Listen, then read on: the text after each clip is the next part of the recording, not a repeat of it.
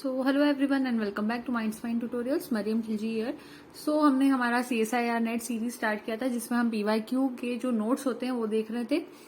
एक चीज और यहाँ पर बता देती हूँ, अभी जो एग्जाम आने वाली थी हम CSI नेट की जो डेट्स लेते हुए चल रहे थे, अभी टेंटेटिवली हम सोच रहे थे, लेकिन अब CSI नेट की ऑफिशियली डेट्स अनाउंस कर दी जा चुकी है। अगर आपने चेक किया होगा माइंड्स माइंड ट्यूटोरियल्स के जो ऑफिशियल इंस्टाग्राम पेज है उस पर भी स्टोरी अपलोड की गई थी, तो वहां पर भी आपने अगर चेक किया होगा, अगर आप फॉलो करते होंगे तो आपको पता होगा कि डेट 17 सितंबर 2022 अनाउंस की गई है। ये जो जून एग्जाम थी उसी का जो वर्जन है वो सितंबर में आ रहा है, तो उसी की डेट 17 सितंबर 2022 है। सो अब बिल्कुल टाइम है, we have to buckle up और जल्द से जल्द हमें जितना हो सकता है प्रैक्टिस करनी है। और प्रैक्टिस क्वेश्चंस की जिनके पास नोट्स नहीं है प्रॉपरली और जो फर्स्ट टाइम ही मतलब कहना चाहिए ट्राई कर रहे हैं एग्जाम के लिए, तो उनके लिए PYQ नोट्स बहुत ज्यादा यूजफुल है। इवन जिन स्टूडेंट्स की अच्छी प्रिपरेशन है उनके लिए भी एक रिवीजन से एक के लिए ये बहुत अच्छे नोट्स रहेंगे।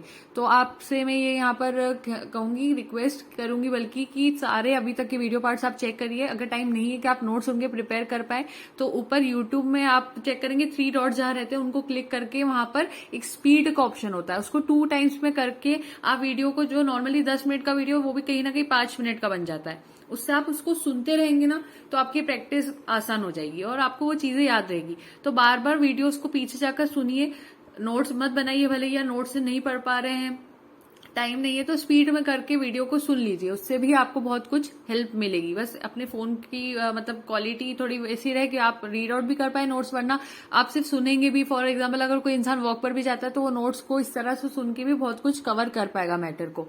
तो ये थोड़ा सा यहाँ पर टिप थी, लास्ट मिनट टिप्स हम कह सकते हैं इस टाइप से। अब स्टार्ट करते हैं आज के लेक्चर के साथ। सो वेस्कुलर प्लांट टिश्यूज एक तरफ हमारे लिखे हुए हैं और दूसरी तरफ हमारे फंक्शंस लिखे हुए हैं। सो ट्रैकीड्स जो होते हैं, ट्रैकीड्स क्या होते हैं कि कहीं ना कहीं आप समझिए कि थोड़े बहुत आप समझ सकते हो, जैसे कि जो जाइलम होता है ना, जाइलम हम हमेशा पढ़ते हैं ना कि जाइलम जो होता है वो वाटर से रिलेटेड होता है और फ्लोएम जो होता है वो फूड से रिलेटेड होता है। ये बात हम जानते थे। तो फ से फ याद रखना, फ्लोएम फूड के लिए होता है और जाइलम जो होता है वो वाटर के लिए होता है, वो उसको कैरी आउट करने में हेल्प करता है। ठीक है, तो ट्रैकीड जो होते हैं कहीं ना कहीं जाइलम से रिलेटेड है, तो जाइलम से रिलेटेड है यानी वाटर से रिलेटेड है, तो ये चीफ वाटर कंडक्टिंग एलिमेंट होता है जिम्नोस्पर्म का। अब एक चीज और याद रखना कि जिम्नोस्पर्म और एंजियोस्पर्म में क्या डिफरेंस होता है। तो जिम्नोस्पर्म्स जो होते हैं ना वो लेस इवॉल्व होते हैं और जो एंजियोस्पर्म्स होते हैं वो ज्यादा इवॉल्व होते हैं। ये आपको याद रखना है। आप ऐसे याद कर लेना कि जिम से याद कर लेना जिम्नोस्पर्म, और वो जो जिम करते हैं वो लोग बहुत ज्यादा जिम में ही व्यस्त हो जाते हैं, बिजी हो जाते हैं, उनका ध्यान और किसी चीज में नहीं होता, तो वो इतने ज्यादा इवॉल्व नहीं हो पाते, ऐसा मान लीजिए। थोड़ा सा एग्जाम्पल बहुत मतलब साइड लाइन जाते हुए जा रहा है, पर ठीक है, हम याद करने के लिए कर रहे हैं। जिम्नोस्पर्म्स लेस इवॉल्व होते हैं और एंजियोस्पर्म्स मोर इवॉल्व होते हैं। ठीक है, तो यहाँ ट्रैकीड्स में आपको याद रखना है कि ये चीफ वाटर कंडक्टिंग एलिमेंट तो है, लेकिन किन के अंदर है, तो जिम्नोस्पर्म के अंदर है। उसी तरह से सीव सेल फ्लोएम से रिलेटेड होते हैं। ये फूड फ्लोएम से रिलेटेड इसलिए फूड कंडक्टिंग एलिमेंट होता है इनके अंदर, और ये भी कहाँ का होता है, जिम्नोस्पर्म का होता है। तो ट्रैकीड्स और सीव सेल जिम्नोस्पर्म के पार्ट है।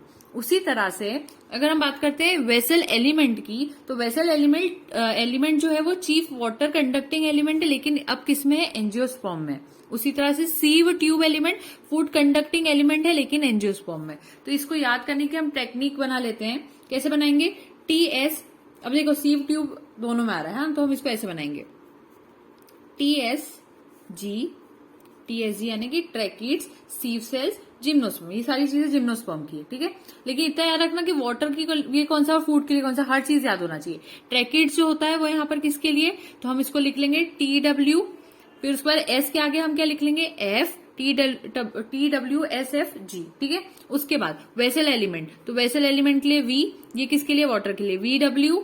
उसके बाद क्या आ जाएगा, सीव ट्यूब, तो हम उसको लिख देंगे ST, और यहाँ पर इसके आगे एंजियोस्पर्म का A आ जाएगा, सॉरी एंजियोस्पर्म का A यहाँ आ जाएगा, और यहाँ पर इसका फूड का F आ जाएगा।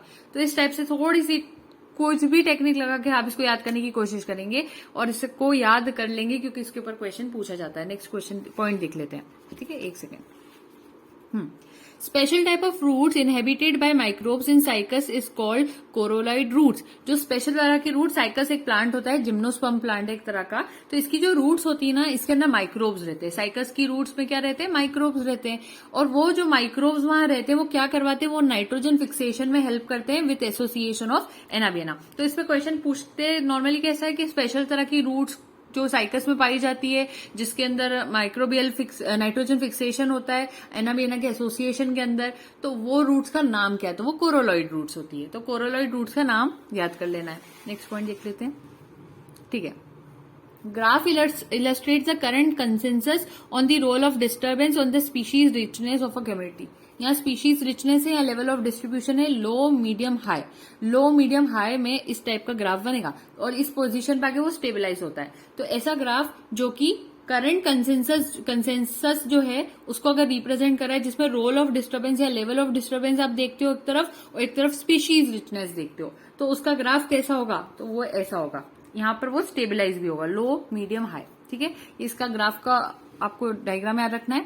नंबर, अभी स्पीशीज रिचनेस क्या होती है? स्पीशीज रिचनेस क्या होती है? Number of different species represented in an ecological community, landscape और region. Species richness is simply a count of species and it does not take into account the abundance of the species और their relative abundance distribution. इसकी definition थोड़ा extra था तो मैंने यहाँ पर note कर दिया आपके लिए। आगे बढ़ते हैं। पाइरुवेट काइनेस, जिसको हम कहते हैं पीके। अब पाइरुवेट काइनेस ग्लाइकोलिसिस में जिस जगह पे यूज होता है, देखिए मैंने कहा था ग्लाइकोलिसिस और क्रेब्स साइकिल का वीडियो एक बार अगर आप देख ले या वो साइकिल लर्न कर पाए तो ज्यादा अच्छा रहेगा। तो अब देखते हैं पाइरुवेट काइनेस के कुछ पॉइंट्स। एटीपी जो होता है इसके लिए एलोस्टेरिक इनहिबिटर का काम करता है। पाइरुवेट काइनेस के लिए जो एटीपी होता है वो क्या करता है? एक तरह का इनहिबिटर रहता है, ठीक है। वहीं एडीपी जो रहता है वो उसके लिए एक्टिवेटर होता है। ये भी आपको पता होना चाहिए। यहाँ पर एटीपी इज इनहिबिटर, वो भी कैसा? एलोस्टेरिक इनहिबिटर है पीके के लिए। वहीं ADP is an activator of PK. Next is fructose 1,6 biphosphate is an activator of PK. अगर हम फ्रक्टोज 1,6 बाइफॉस्फेट की बात करते हैं तो ये क्या होता है? ये भी एक्टिवेटर होता है। किसका? पीके का। तो दो एक्टिवेटर्स देख लिया आपने, तो देखा फ्रक्टोज 1,6 बाइफॉस्फेट और दूसरा आपने देखा एडीपी, ठीक है। Alanine is an allosteric inhibitor या फिर मॉड्यूलेटर। मॉड्यूलेटर वर्ड भी आ जाए तो उसका मतलब इनहिबिटर ही होता है, ठीक है, कहीं ना कहीं। तो पाइरुवेट काइनेस का एलेनिन जो होता है वो इनहिबिटर होता है। तो एटीपी और एलेनिन इनहिबिटर है, फ्रक्टोज 1,6 बाइफॉस्फेट और एडीपी उसके एक्टिवेटर है। अब थोड़ी सी एंटीबॉडीज और उनके फंक्शंस। आईजीजी बाइंड करती है मैक्रोफेजेस के साथ बाय एफसी रीजन। ये आपको पता होना चाहिए। मैक्रोफेजेस का पहला पॉइंट, जब पहला डे 1 वाला पॉइंट पीवाई की नोट स्टार्ट किया तो उसमें पहले ही पॉइंट मैंने मैक्रोफेजेस, कुछ लोग इसको माक्रोफेजेस भी कहते हैं, इट्स जस्ट फाइन, आप जो भी कहें, हमें अपने पॉइंट्स पे अभी फोकस करना है। सो आईजीजी में क्या होती है? ऐसी एंटीबॉडीज होती है जो कि मैक्रोफेजेस के साथ बाइंड करती है और वो भी एफसी रीजन के थ्रू बाइंड करती है। IgE antibodies binds to mast cells and basophils. IgE antibodies क्या करती है? वो मास्ट सेल्स और बेसोफिल्स के साथ बाइंड करती है। IgM first B cell receptor, ये पहले बी रिसेप्टर के ऊपर से रिलेटेड होती है। आफ्टरवर्ड इसके साथ आईजीडी भी थोड़ा बहुत यहाँ पर देखने को मिलता है। पहले आईजीएम रहती है फर्स्ट बी सेल रिसेप्टर पे जाकर वर्क करती है। IgD no major specific function, यहाँ पर आईजीडी में कोई स्पेसिफिक मेजर फंक्शन नहीं रहता है इसका, और जो कि हमें पता हो, other than antigen binding. Antigen binding के अलावा भी कोई खास इसका फंक्शन हमें आईजीडी का आज तक पता नहीं चला है। तो कभी भी आईजीडी में मैच द कॉलम जैसे कुछ आए ना तो याद रखना इसका फंक्शन अभी अपनों को प्रॉपर पता चला ही नहीं है। और आईजीएम में थोड़ा बहुत आईजीडी का वर्क था, ये प्रॉपरली इसका एक स्पेसिफिक फंक्शन नहीं है। जैसे इसका फर्स्ट बी सेल रिसेप्टर है, आईजी का मास सेल बेसोफिल से कनेक्ट होना है, आईजीजी का मैक्रोफेजेस एफसी रीजन से कनेक्ट होना है, ये सारी चीजें, लेकिन डी का नहीं है। अब आईजीए क्या करते हैं? ये प्रोटेक्टर होते हैं म्यूकस मेम्ब्रेन के। तो आपको आईजीएम का थोड़ा याद रख लेना है और आईजीए का याद रखना है। थोड़े छोटे तो याद हो जाते हैं बेसिकली, ठीक है। आगे बढ़ते हैं। Morphogens aren't always transcription factors. मॉर्फोजेंस हमेशा ट्रांसक्रिप्शन फैक्टर्स की तरह वर्क नहीं करते हैं। They can be paracrine factors, ये कभी पैराक्राइन फैक्टर्स हो सकते हैं, that are produced in one group of cells and travel to another population of cells. एक जगह पे प्रोड्यूस होगी, ग्रुप ऑफ सेल में प्रोड्यूस होके ट्रेवल करके दूसरे पॉपुलेशन ऑफ सेल की तरफ भी जा सकते हैं। तो ये पैराक्राइन फैक्टर्स की तरह वर्क कर सकते हैं। Morphogen gradients are involve in conditional specification. जो मॉर्फोजन ग्रेडियंट्स रहते हैं वो इन्वॉल्व होते हैं कंडीशनल स्पेसिफिकेशन में, और वो भी कौन सा कंडीशनल स्पेसिफिकेशन, ऑटोनॉमस स्पेसिफिकेशन होता है। तो कुछ पॉइंट्स थे मॉर्फोजेंस के बारे में, अगेन मैं डिटेल में नहीं बता पाऊंगी यहाँ पर कि मॉर्फोजेंस क्या होते हैं, वो डिटेल हम जो वीडियो लेक्चर स्पेसिफिकली मैं एक्सप्लेनेशन के लिए बनाती हूँ उसमें वो चीजें बताऊंगी, वहां पर कवर करने की पूरी कोशिश करूंगी।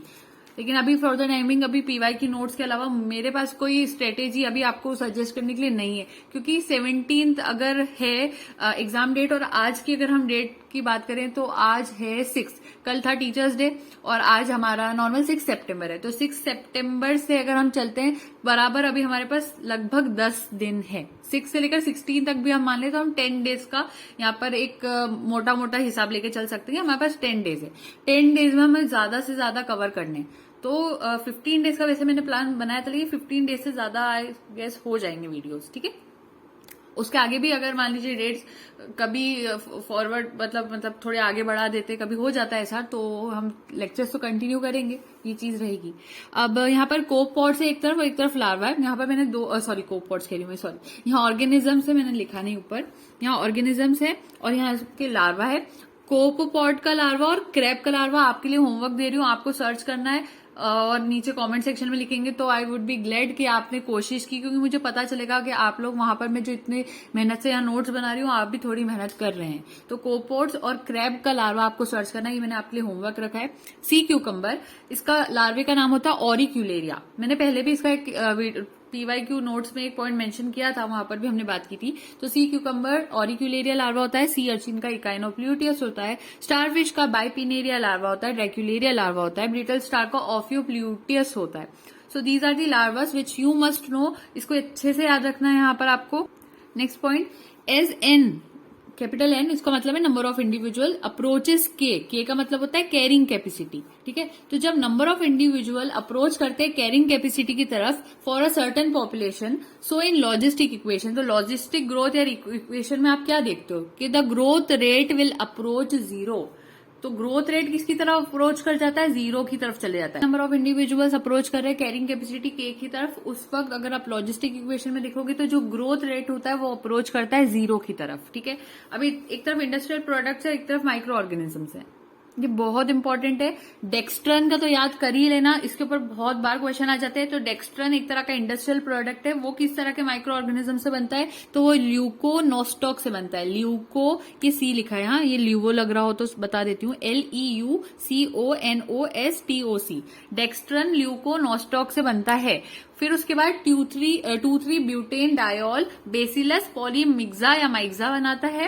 ग्लूटामिक एसिड ऐसा इंडस्ट्रियल प्रोडक्ट है जो कि कौन बनाता है, ब्रेवी बैक्टीरियम बनाता है। ब्रेवी बैक्टीरियम वर्ड भी इंपॉर्टेंट है ग्लूटामिक एसिड के लिए, वो भी आपको याद रखना है। तो एक तो नॉस्टॉक, ल्यूकोनोस्टॉक और ब्रेवी बैक्टीरियम, इन दोनों के आपको इंडस्ट्रियल प्रोडक्ट तो याद हो ही जाना चाहिए। Leuconostoc is for dextran and Brevibacterium is for glutamic acid.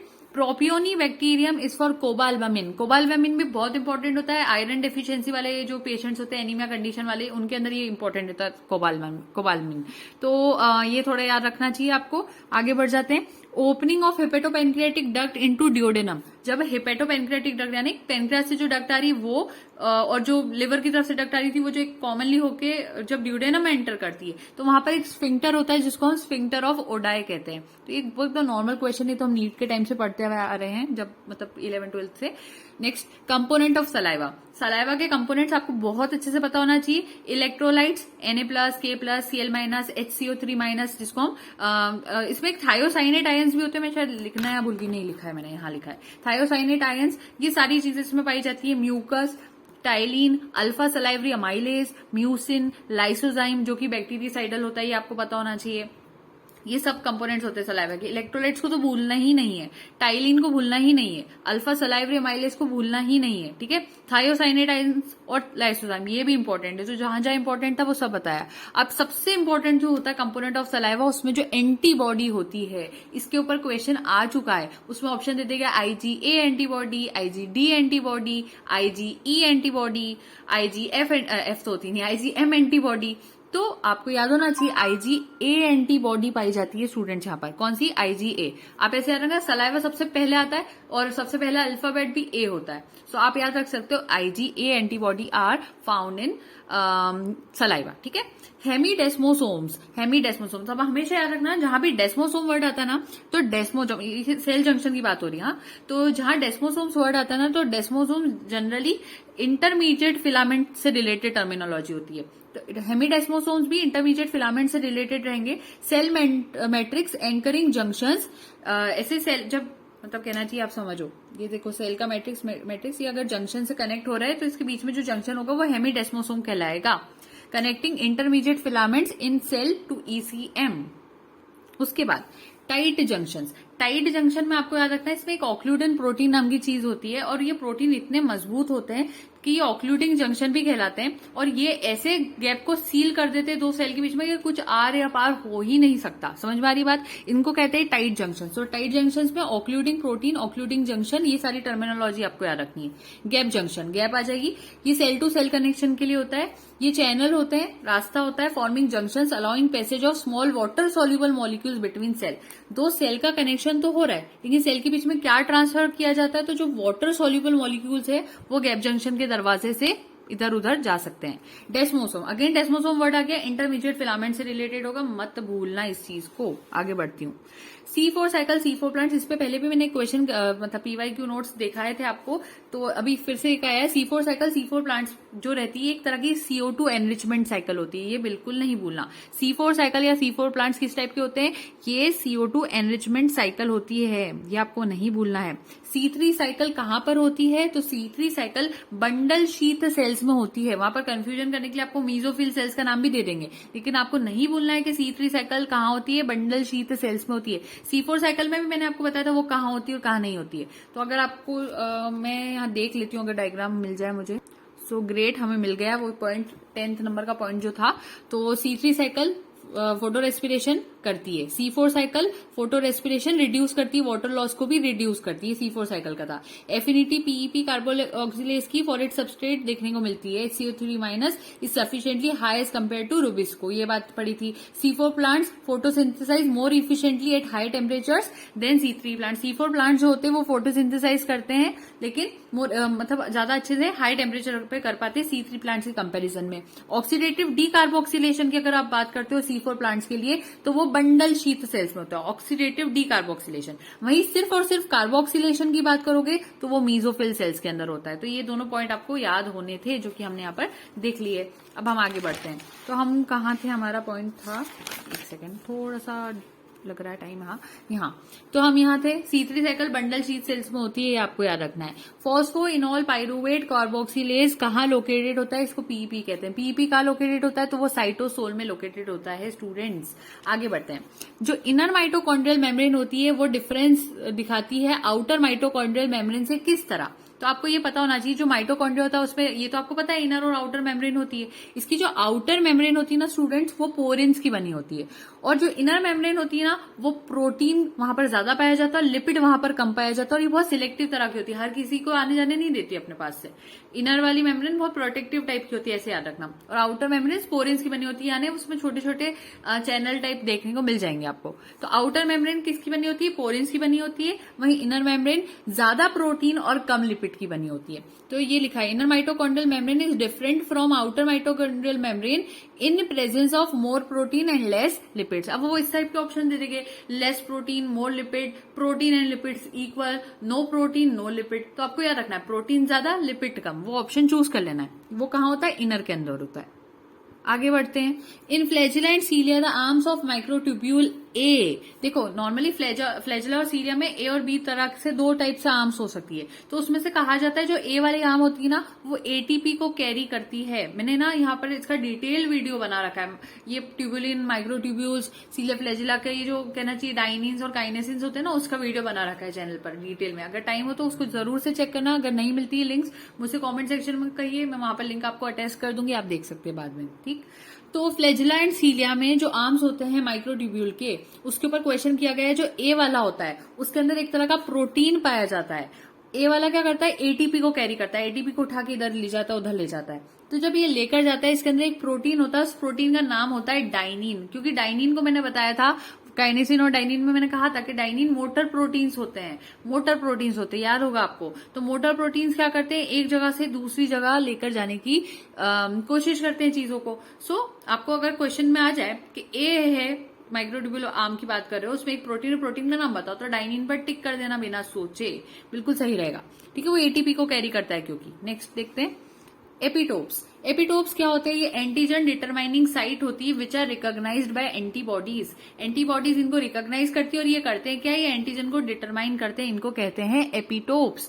Nowadays, आज की दुनिया में हम बात करें, आजकल के दिनों में हम बात करें, तो कैंसर के ट्रीटमेंट में पेशेंट्स जो रहते हैं उनको एक सब्सटेंस दिया जाता है जिसको बायोलॉजिकल रिस्पॉन्स मॉडिफायर कहते हैं। जिनको कैंसर हो जाता है तो वहां पर उन्हें क्या दिया जाता है, बायोलॉजिकल रिस्पॉन्स मॉडिफायर दिया जाता है, जैसे कि alpha interferon, which activate their immune system and help in destroying tumour. जिससे क्या होता है, जो कैंसर पेशेंट होता है उसके अंदर अल्फा इंटरफेरॉन पहुंच गया तो उसका इम्यून सिस्टम एक्टिवेट हो जाता है और वो ट्यूमर को डिस्ट्रॉय करने की कोशिश करता है। तो कहीं ना कहीं alpha interferon, biological response modifier, इनके वर्ड्स आपको याद रखने हैं। ठीक, आगे बढ़ते हैं। टॉक्सॉइड्स। टॉक्सॉइड्स प्रोवाइड एक्टिव इम्यूनिटी। कोई क्वेश्चन में पूछ लिया जा सकता है कि टॉक्साइड जो रहते हैं वो पैसिव इम्यूनिटी प्रोवाइड करते हैं, तो नहीं, पैसिव नहीं करते। टॉक्साइड्स जो होते हैं वो एक्टिव इम्यूनिटी प्रोवाइड करते हैं।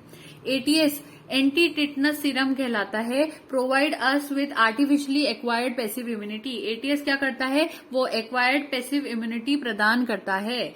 टॉक्सॉइड्स are generated from bacterial toxins. अभी ये टॉक्सॉइड जो नाम मैंने यहाँ लिया था ना एक्टिव इम्यूनिटी वाला, ये कहाँ से आते हैं, तो ये बैक्टीरियल टॉक्सिन से बनाए जाते हैं। इससे बॉडी को टिटनस, डिप्थीरिया, इनके अगेंस्ट इम्यूनाइज किया जाता है।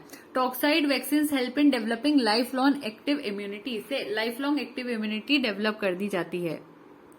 After gull nestling hatch the parents remove egg shells from nest. जब गल नेस्लिंग जो होती है, हैच हो जाती है, यानी छोटे अंडों में से बच्चे बाहर आ गए, एग में से बाहर आ गए बच्चे हैच होकर, तो वो जो एग शेल्स वहां पड़े रह जाते हैं नेस्ट में, उसको क्या करते हैं पेरेंट्स वहां से फेंक देते हैं नेस्ट में से। क्यों फेंक देते हैं, तो ऑप्शन ऐसा देगा, सफाई करना पसंद है उनको अच्छा नहीं लग रहा था कचरा देखकर, इस टाइप के ऑप्शन लिख देंगे मान लो। तो आपको पता होना चाहिए वो इसलिए यहाँ से एग शेल को वहां से थ्रो कर देते हैं। This behaviour is to minimise nest detection by predators, ताकि प्रेडेटर्स को पता नहीं चल पाए कि यहाँ पर एक नेस्ट है, इसलिए वो वहां से उसको फेंक देते हैं, थ्रो कर देते हैं। अब आती बात एमिनोप्टेरिन। एमिनोप्टेरिन क्या करता है, block the pathway for nucleotide synthesis. जब न्यूक्लियोटाइड का सिंथेसिस हो रहा होता है ना, उस वक्त उसका पाथवे ब्लॉक करने का काम करता है एमिनोप्टेरिन। यहाँ पर एक चीज याद रखना, hate medium is often use for preparation of monoclonal antibodies. ठीक है, मोनोक्लोनल एंटीबॉडीज बनानी है तो हेट मीडियम लगता है। Fused cells are incubated in HAT medium. Fuse cells डालती है हेट मीडियम में। Aminopterin in the medium blocks the de novo pathway. अगर इसी के अंदर अमीनोप्टेरिन डाल दिया जाए तो वो क्या करेगा, वो ब्लॉक कर देगा डीनोवो पाथवे को। Hence infused myeloma cells die. इस वजह से जो अंदर माइलोमा सेल्स डाले गए थे ना, फ्यूज्ड सेल्स, वो डाई हो जाते हैं। As they can not produce nucleotides, क्योंकि यहाँ पे न्यूक्लियोटाइड सिंथेसिस को रोक रहा है, तो जाहिर सी बात है न्यूक्लियोटाइड्स अब प्रोड्यूस हो नहीं पाएंगे, क्योंकि आपने यहाँ पर अमीनोप्टेरिन को डाल दिया बाय द डीनोवो और सेल्वेज पाथवे। तो जो डीनोवो और सेल्वेज पाथवे होता है ना, उसके अंदर उसको ब्लॉक करने का काम अमीनोप्टेरिन करता है। बिल्कुल नहीं भूलना है आपको। जो टर्मिनोलॉजी थोड़ी अलग लगती ना, उसके ऊपर बहुत ध्यान से सुना करो, तो उसी से क्वेश्चन क्रैक कर दोगे आप बहुत कुछ। तो आगे बढ़ते हैं। Evolution of multi gene family occurs by both duplication and unequal crossing over. जो इवोल्यूशन होता है, इवोल्यूशन था मल्टी जीन फैमिली का, वो किस वजह से हुआ, तो इस पे क्वेश्चन ऐसे आता है, सिर्फ डुप्लीकेशन की वजह से, क्रॉसिंग ओवर की वजह से नहीं, या डुप्लीकेशन क्रॉसिंग ओवर दोनों की वजह से, या फिर अनइक्वल क्रॉसिंग ओवर की वजह से, या सिर्फ डुप्लीकेशन की वजह से। इस टाइप से अलग अलग डिफरेंट टाइप से वो लिख देंगे। तो आपको याद होना चाहिए कि मल्टी जीन फैमिली में जो इवोल्यूशन होता है वो डुप्लीकेशन के साथ साथ अनइक्वल क्रॉसिंग ओवर दोनों के साथ देखने को मिलता है। दोनों चीज आती है, बोथ आती है, डुप्लीकेशन भी आता है और अनइक्वल क्रॉसिंग ओवर भी आ जाती है। Character similarity that can be misinterpreted as common descent is called. अगर दो कैरेक्टर सिमिलर हो रहे, मान लो कोई अफ्रीका का इंसान है, वो और एक इंडिया का इंसान है, वो दोनों सेम दिख रहे हैं। उनके कोई कॉमन एंसेस्टर भी अभी दूर दूर तक हमें दिखाई नहीं दे रहे। तो अफ्रीका का इंसान और इंडिया का इंसान वो सेम नजर आ रहा है। तो लोग ऐसे सोच लेंगे अरे इसके मम्मी पापा सेम होंगे, ये जब भी भाई बहन होंगे तभी हो सकता है ये सेम होंगे, इनका कोई कॉमन एंसेस्टर होगा। तो देखो ऐसा जरूरी नहीं है, कभी कभी सिमिलरिटी आ जाती है कैरेक्टर में और उनका कॉमन डिसेंट आप मिस इंटरप्रेट मत करो वहां पर कि वो कॉमन डिसेंट ही होगा। फिर भी सिमिलरिटी अगर आ रही है कॉमन डिसेंट ना होने के बावजूद, इस कंडीशन को कहते हैं होमोप्लाजी। अब देखो कितना दूर दूर का रिश्तेदार दिख रहे हैं ये दोनों, मतलब रिश्तेदार तो है भी नहीं, जरूरी नहीं है कि रिश्तेदार हो, फिर भी देखो सेम सेम है, इसको होमोप्लाजी कहते हैं। तो ये बिल्कुल नहीं भूलना, इस पे क्वेश्चन आ चुका है पहले भी। आगे बढ़ते हैं। History of life. History of life में वो आपको सीक्वेंस दे देंगे, सारे नाम लिख देंगे, आपको सिर्फ पता करना है पहले कौन सा आएगा दूसरा कौन सा आएगा। तो पहली बार शुरुआत होना है ऑर्गेनिक मॉलिक्यूल से और एंडिंग होना है लास्ट यूकैरियोटिक सेल के ऊपर। Organic molecules self replicating molecules बनाए उन्होंने। उसके बाद नेचुरल सिलेक्शन हुआ, नेचुरल सिलेक्शन के बाद प्रोकैरियोटिक सेल्स बने और लास्ट में यूकैरियोटिक सेल्स बने। यूकैरियोटिक सेल एडवांस्ड सेल्स है, तो आखिरी में यही है। तो ऑर्गेनिक मॉलिक्यूल्स, उसके बाद सेल्फ रेप्लिकेटिंग मॉलिक्यूल्स, उसके बाद नेचुरल सिलेक्शन, उसके बाद prokaryotic cell and then lastly eukaryotic cell. Next point देखते हैं।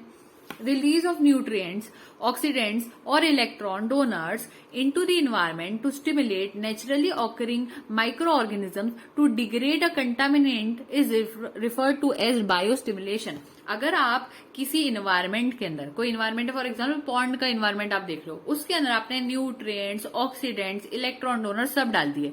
क्यों डाले आपने? क्योंकि आप स्टिमुलेट करना चाहते थे वहां पर जो नेचुरली अकरिंग माइक्रो ऑर्गेनिज्म थे उनको। आप उन माइक्रो ऑर्गेनिज्म को कहीं ना कहीं कहना चाह रहे हो कि कोई कंटामिनेंट वहां आए तो वो उसको डिग्रेड कर दे। इस प्रोसेस को कहते हैं बायो स्टिमुलेशन। तो आप क्या कर रहे हो? स्टिमुलेट कर रहे हो माइक्रो ऑर्गेनिजम्स को, इसलिए इसको बायो स्टिमुलेशन कहते हैं।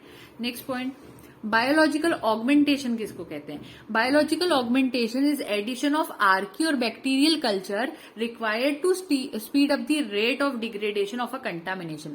जब आप यहां पर आपने क्या डाला? न्यूट्रिएंट्स, ऑक्सीडेंट्स और इलेक्ट्रॉन डाले, तो इसको बायोस्टिमुलेशन कहते हैं। लेकिन अगर आप एडिशन ऑफ आर्की बैक्टीरिया या कोई बैक्टीरियल कल्चर किसी जगह पर डाल रहे हो जिससे आप स्पीड अप करवा रहे हो रेट ऑफ डिग्रेडेशन को कंटामिनेशन के, तो उसको हम क्या कहते हैं? उसको हम यहाँ पर बायोलॉजिकल ऑगमेंटेशन कहते हैं। तो आज के लिए इतना सफिशिएंट रहेगा आई गेस। सो स्टूडेंट्स, पहले भी मैंने चैनल के ऊपर यूनिक पब्लिशर्स की जो बुक थी, आपको याद होगा एमएससी एंट्रेंस एग्जामिनेशन के लिए बॉटनी की, उसको वहां पर थोड़ा सा रिव्यू दिया था आपको। और यहाँ पर मैं आपको एक चीज बताना चाह रही हूँ, वो जो बुक थी वो डॉक्टर निधि पुरी की थी। अब वापस से यूनिक पब्लिशर्स की वहीं की एक बुक हम यहाँ पर थोड़ा सा उसके लिए थोड़ा रिव्यू यहाँ पर ले रहे हैं। ये यूनिक पब्लिशर्स की है, लेकिन ये thoroughly revise and updated addition है। ये अपडेट किया गया है वहां पर बॉटनी के लिए, सिर्फ बॉटनी में ही अभी फिलहाल देखने को मिला है वहां पर। और इसके अंदर ये है कि ये हाईली यूजफुल है for IIT, JAM and CUCET exam. और एक चीज और, यहाँ सीएसआई और गेट के लिए भी ये यूजफुल है। जैसे पहले वाली बुक में आपको ये सारी चीजें इतनी लिखी हुई नहीं दिख रही होगी, आप देख सकते हैं यहाँ पर, लेकिन ये जो अपडेटेड वर्जन है ये थोड़ा ज्यादा यूजफुल बताया जा रहा है। और यहाँ पर जो राइटर है डॉक्टर अंशु गुप्ता का नाम यहाँ पर मेंशन किया गया है। तो ये जो न्यू वाली बुक है, अगर आप चाहें तो इसको जरूर बाय करें। बल्कि तो ये हाइलाइट्स है बुक के, अबाउट दी ऑथर भी आप यहाँ पर देख सकते हो। सीएसआई नेट करेक्ट करना है तो भी ये बुक बहुत यूजफुल है। बॉटनी के क्वेश्चंस आपको यहाँ अच्छे से मिल जाएंगे। तो ये इसका पूरा इंडेक्स है, मैंने आपको शो कर दिया है। और I am planning to solve this book, या फिर मतलब मैं सोच रही हूँ, मतलब मेरा कंफर्म नहीं कहूंगी मैं आपको। जैसे जूलॉजी का आपको पता होगा कि चैनल पे ऑलरेडी मैंने एक कोर्स पूरा डिजाइन कर रखा है, 1 मंथ क्रैश कोर्स है, पेड कोर्स। हालांकि वो कुछ लेक्चर्स, बहुत ज्यादा लेक्चर, बल्कि 45 शायद लेक्चर्स फ्री में अपलोडेड है चैनल पे। उसके बाद जिनको स्टूडेंट्स को लगता है कि वो नेसेसरी है बुक कवर करना, तो 1 मंथ का क्रैश कोर्स है जूलॉजी को कवर करने के लिए, तो वो पूरा प्रिपेयर्ड है। लेकिन बॉटनी का अभी तक कोर्स नहीं था, so I am planning to bring the course in the month of, आप समझिए अक्टूबर तक आप समझ सकते हैं। मतलब सीएसआई नेट की अभी प्रिपरेशंस पर मैं फोकस करवा रही हूँ, उसके बाद मैं एमएससी एंट्रेंस एग्जामिनेशन का कोर्स लाने के लिए कोशिश करूंगी इन अक्टूबर मंथ। तो आप लोग you have to stay tune for that, ताकि जो भी जैसी भी चीजें रहे आपको पता रहे। तो ये चीज थी, थोड़ी सी आपको बुक के बारे में यहाँ पर मुझे बताना था। ओवरऑल क्वालिटी बुक की बहुत ज्यादा डेवलप्ड लग रही है, मुझे ऐसा लगता है शायद क्वेश्चन क्वालिटी भी अच्छी है। थोड़ा I will go through with it, तो थोड़ा आइडिया मुझे लग जाएगा। तो क्वेश्चंस के लिए लेकिन प्रैक्टिस के लिए बहुत अच्छी बुक है, मतलब बहुत सारे इनॉर्मस टाइप अमाउंट आप देख सकते हो, 180 क्वेश्चन है विद सॉल्यूशंस। आप देखिए उसमें एक्सप्लेनेशन भी ये लोग मेंशन कर देते हैं।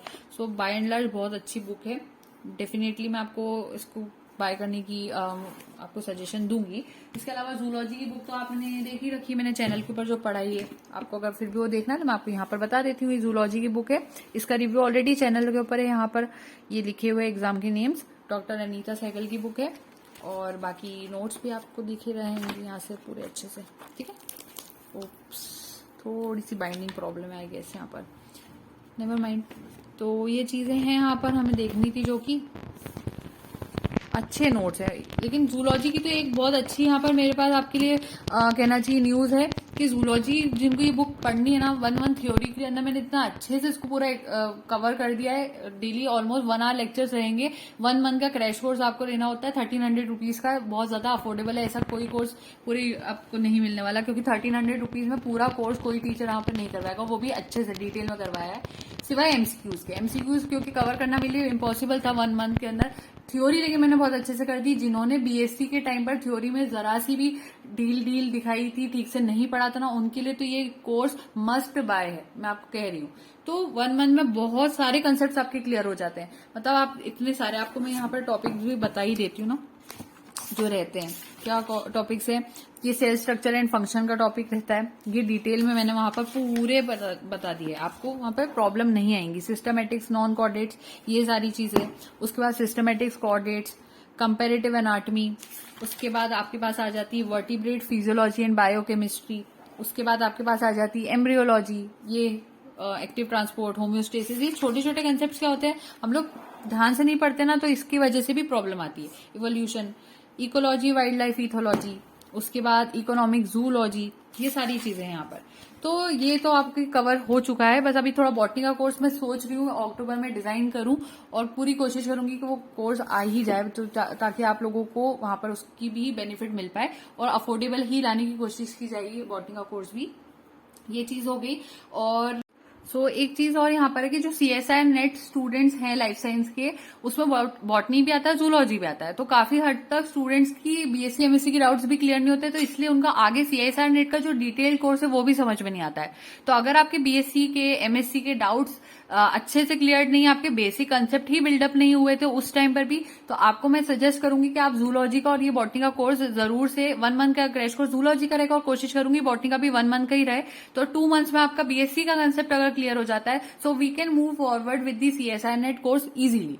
तो वो मैं लाने की पूरी कोशिश यहाँ पर कर रही हूँ। तो वो स्टूडेंट्स जिनको ये लगता है कि उनके कंसेप्ट वीक है, तो जूलॉजी का कोर्स तो अभी ऑलरेडी चैनल पर अपलोडेड है, 1 मंथ का क्रैश कोर्स, जो कि 10 डेज में भी कंप्लीट हो जाता है। नॉर्मली अगर आप 3 आवर्स पर डे अगर वीडियो लेक्चर्स मेरे चेक कर लेंगे जूलॉजी के, तो आपका कंप्लीट हो जाएगा। तो अभी 10 डेज आपके एग्जाम को बचे हैं, मतलब आपके 17 को है, तो 10 डेज में आपका जूलॉजी का कोर्स हो जाएगा वहां पर। तो जो स्टूडेंट्स इंटरेस्टेड है कि 10 डेज में इस बुक की थ्योरी एटलीस्ट कंप्लीट कर ले, जो कि एमएससी एंट्रेंस एग्जामिनेशन के लिए अगर यूजफुल है, तो वो सीएसआई नेट के लिए भी यूजफुल है, बहुत हद तक यूजफुल है।